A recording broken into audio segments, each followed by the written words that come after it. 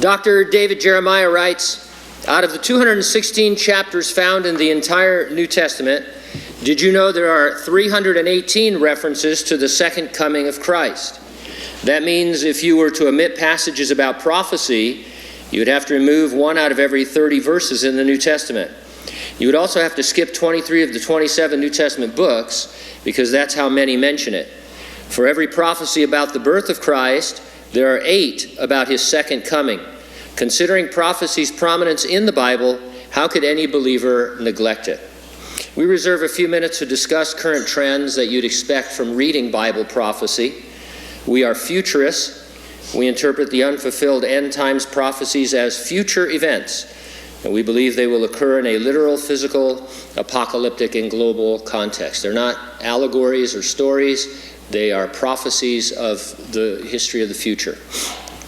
Biometrics and artificial intelligence, cashless commerce, the manipulation of human DNA, global government, the exponential growth of human knowledge, and especially the rebirth of national Israel, these are all end times phenomena the Bible predicts that we watch. And they are all increasingly trending in the news. The future 7-year Great Tribulation is described in detail, chapters 6 through 18 in the Revelation. One of its key features is the global authoritarian government of the Antichrist. The dreaded mark of the beast will be a system of identification and surveillance by which the government will extend total control over its citizens to the point, really, of life and death. Is there a trend towards authoritarian government? Oh, yeah. I read an article titled, "The Creeping Authoritarianism of Facial Recognition." The tagline is, "The same technology that Russia uses to keep its people in line has come to America." Another article was titled, "Democracy Faces Perfect Storm as the World Becomes More Authoritarian." Here's some excerpts from that article. Many democratic governments are increasingly adopting authoritarian tactics, accentuated by the COVID-19 pandemic, while autocratic regimes are consolidating their power. These are the key findings of the Global State of Democracy Report 2021, Building Resilience in a Pandemic Era, published in November 21 by the National Institute for Democracy and Electoral Assistance, pronounced IDEA. In the Global State Democracy Report is not a wake-up call, it's an alarm bell. Authoritarianism advances in every corner of the earth. Universal values, the pillars of civilization that protect the most vulnerable, are under threat.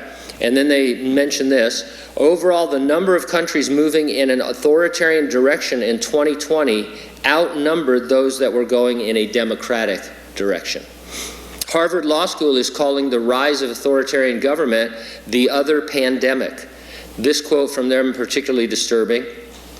The global copycat response to viral containment is setting a dangerous precedent for future pandemics and disasters. With a gratuitous toll being inflicted on democracy, civil liberties, fundamental freedoms, healthcare ethics, and human dignity, this has the potential to unleash humanitarian crises no less devastating than COVID-19 in the long run. And so Harvard Law School is concluding that while some of these techniques and methods are saving lives in the short run, in the long run, this idea that the government is going to step in all the time and be authoritarian and eventually stay that way is going to hurt far more people. AP News titled a report, "Authoritarianism Advances as the World Battles Pandemic."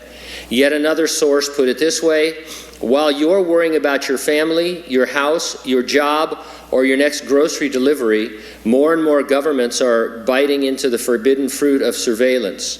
Claiming to monitor quarantines and self-isolating people, authorities are now giving themselves more rights than ever over people's freedoms. A definite trend towards global authoritarian government was long ago predicted by the Bible. And it wasn't too long ago here in the United States and in what we consider the Western world, where some of the things that we see happening today and did happen, you would have found unbelievable.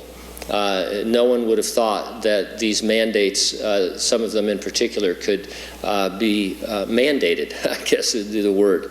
And so it's a move towards government being in control. And there are other quotes from government leaders. They want to take advantage of this fear that people have. And for example, the next thing they're going to work on is climate change. They're going to start mandating things for climate change. And if you don't agree with them or do what they want you to do, there'll be penalties. And so government is now flexing its muscle, and it will lead into the Great Tribulation and the one world government. Now, we believe the resurrection and rapture of the church are imminent. It could happen any moment. Nothing needs to happen before it happens, and it's going to happen before the Great Tribulation. You and I, if we're Christian, will not have part in the Great Tribulation.